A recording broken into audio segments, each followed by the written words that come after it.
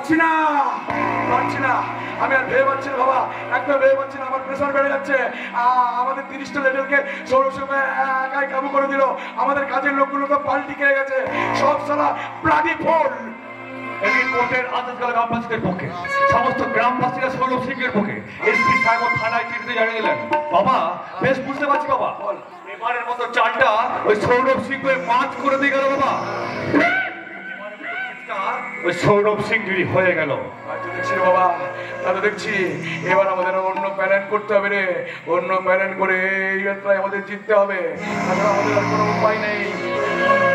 যখন বুঝতে পেরেছেন যে সৌরভ সিংহ জিতেই গেল, তখন মানে আপনি এখান থেকে কেটে পড়ুন। কেটে পড়বো? হ্যাঁ, কেটে পড়ুন। তুমি এখানে এসেছো কেন? Why you? এই স্ট্যাম্প কাগজটা সই করানোর জন্য। মানে এই গ্রামের মানুষরা চায় যে আপনি প্রেসিডেন্টের কাজে ইস্তফা দিয়ে গ্রাম ছেড়ে চলে যান।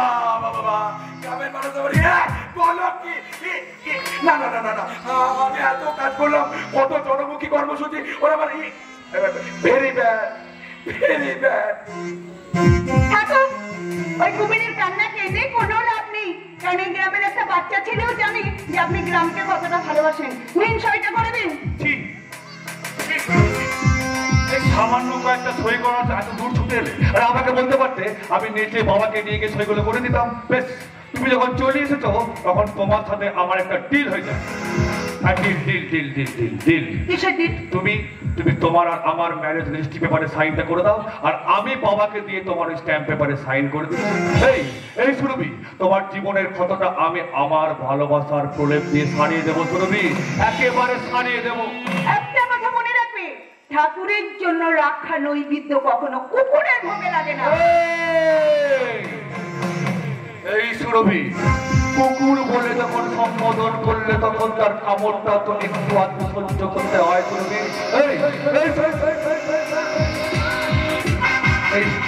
এই সৌরভ সিংহ গ্রামবাসীদের সঙ্গে করে আমার প্ল্যানকে করে দিতে চালু, আর আমি তোমাকে ওর লাইফ থেকে কেড়ে নিয়ে ওর লাইফটাই করবো বাঞ্চাল। তোমাকে নিয়ে সোজা একবারে সড়ক বন্দরে নদীপথ, সেখান থেকে সদর থেকে কলকাতায় গিয়ে তোমার আমার বিয়েটা ছেড়ে দেবো। কোনো কাকপক্ষী কেউ টের পাবে না। মনে রাখিস, আমি গজেন্দ্র গাঙ্গুলি, হাতির মতো চলি আর পাখের মতো বলি।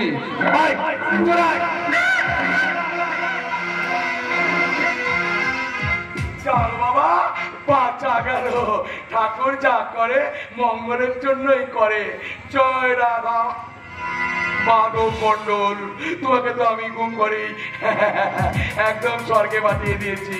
আর বাবা গোবর্ধন, তুমি আমাকে বিষ ওষুধ দিয়ে মারতে চেয়েছিলে। ওরে বাবা, আমি তো তোর বাপ রে, তোর বাপ।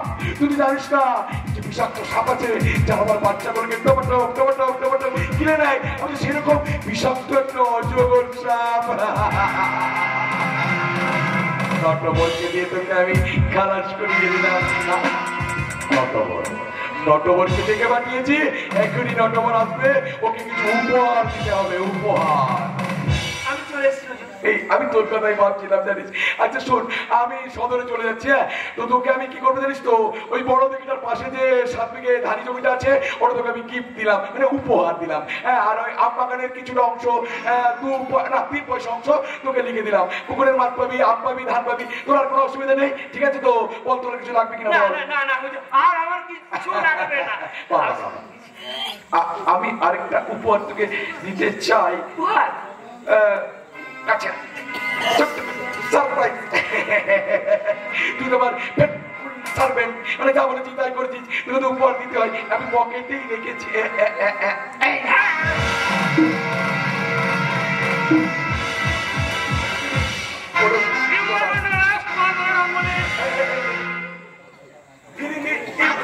আপনি মানে তুমি